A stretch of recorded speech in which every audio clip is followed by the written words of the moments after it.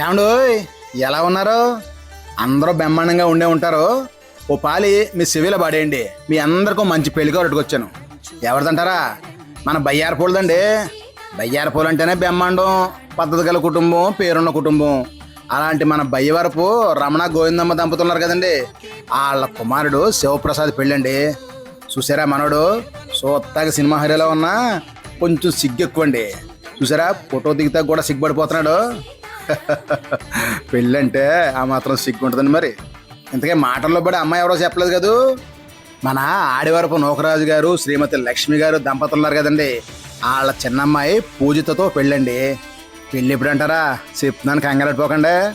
ఈ నెల 21వ తారీఖున ఆదివారం రాత్రి 11:33 ముహూర్తం వచ్చిందండి. భోజనాలు అంటారా? అదే రోజు సాయంత్రం 7 గంటల నుండి ఇంటి దగ్గరే. ఇంటి దగ్గర అంటే ఎక్కడ అనుకున్నారు? అదేనండి, అనకాపల్లి మండలం గొలుగాం గ్రామంలో